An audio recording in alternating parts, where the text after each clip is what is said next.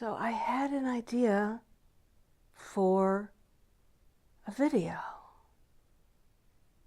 but now I can't think, I can't think of what it was.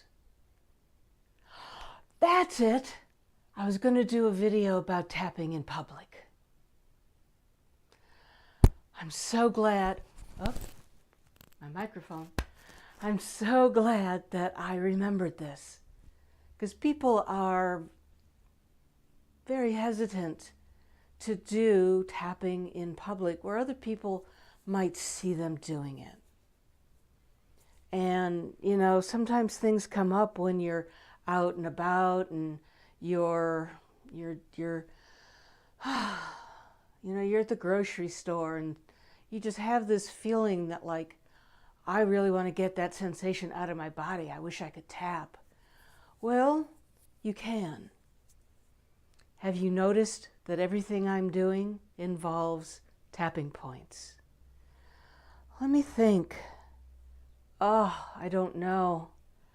It could be, oh my goodness, well that's startling, or that's amazing or wonderful. What a lovely idea. Or, gosh, I don't know.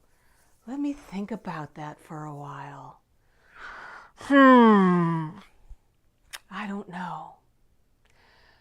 These points are self-soothing points that we use all the time, which is not why they were picked for the tapping routine. They were picked because they are very, very close to the surface and very accessible.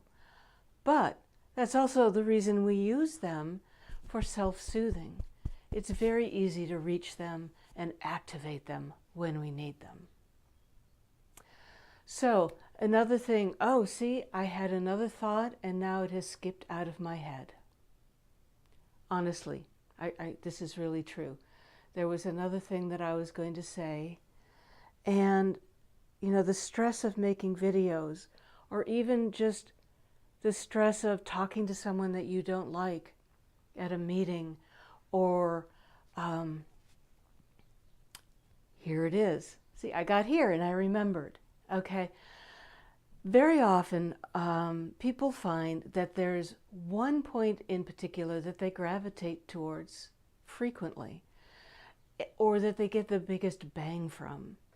Now, you can use that one point, and I'm just going to say, I think most people find the side of the hand point to be very useful because it's directly related to the fight, flight, freeze response. But also here, the collarbone point. You can put your hand on your heart. Most of these points are very user-friendly. If you get into the general area, they are going to be working for you. So you don't have to worry about getting spot on with them. This one is a very good one, very popular, and I think it's because it's over the heart and stimulates that.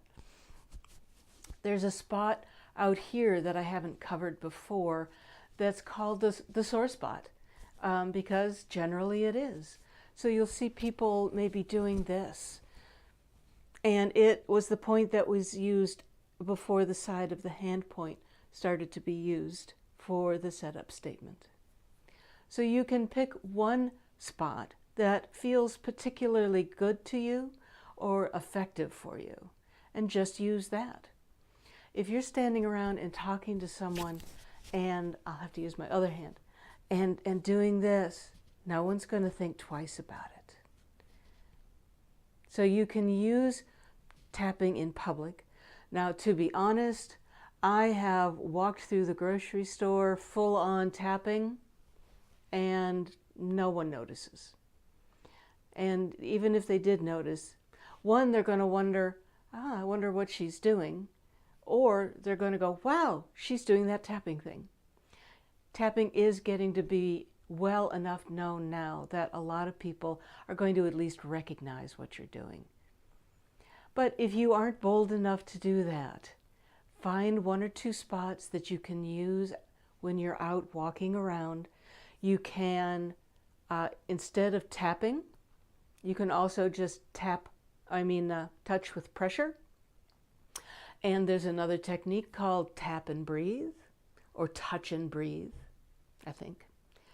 So all you need to do is activate that point somehow. So that is how you can use tapping in public.